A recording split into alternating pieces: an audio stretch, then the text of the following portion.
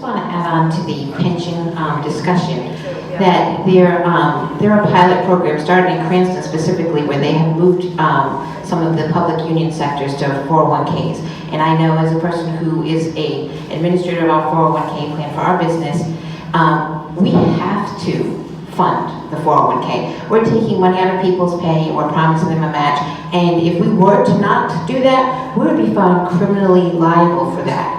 And I think that that's something that each city and town has to be held to that same standard. When you talk about wanting to bring businesses in here, there are lots of regulations and things that make it very difficult for businesses to succeed, and those same things aren't applying to the city and the government and the way they're working. So I'd like to know if each of you would be a proponent of moving them into a private style 401k with that type of oversight, because I think that would solve a lot of the problems that we see with unfunded pension liabilities, which is going to come back and hurt all of our futures.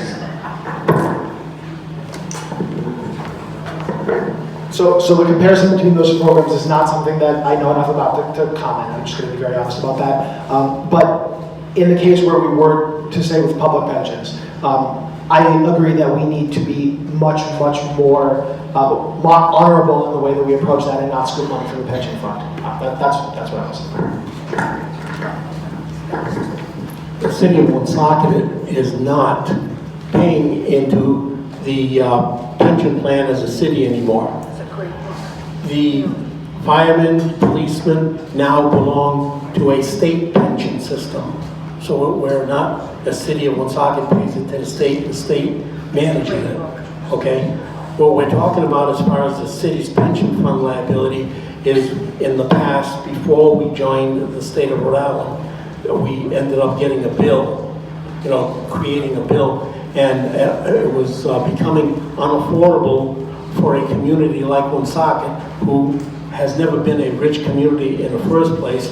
So what we ended up doing, and I was on the council at that time, and some people can point a finger at me and say, well, see, you made another mistake there. We, the council and the mayor at the time, we voted to borrow a certain amount of money, take it at a low rate, take it and put it in the stock market, and for the first 3 years, the pension fund was actually making money on the interest that we were getting from interest in the stock market. But then we had a crash. We ended up losing it. The state agreed with us.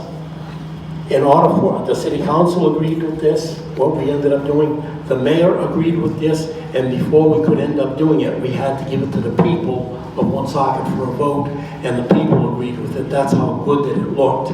But because of the crash, we ended up getting hurt, and that's why we're in a pension fund liability problem right now. This speaks to the pension issue. It really Okay, is not. make it quick because there's Yes, other it is people very, that very want to quick. speak. It is very quick. And this is Appreciate it. not against any of you or the city, but this a book. It's called Retirement Heist. Pension fraud book, Ellen Schultz. This is how retirement heist. How companies plunder and profit from the nest eggs of American workers. I suggest you all read this book. This goes into pension funds, both private and public. And this is why I think we all want to, I think a lot of people are jealous of the public pension funds, the state pension funds, and and they say, oh, why don't I have it? Why don't we have a state pension fund? They're jealous that these people have pension funds. We talked about the crash. I think you should read this book, Retirement Heist, Pension Fraud by Ellen Schultz. It talks about, it's an excellent book. It explains what's happened to the pension funds in this country, both public and private. I recommend it highly. Thank you.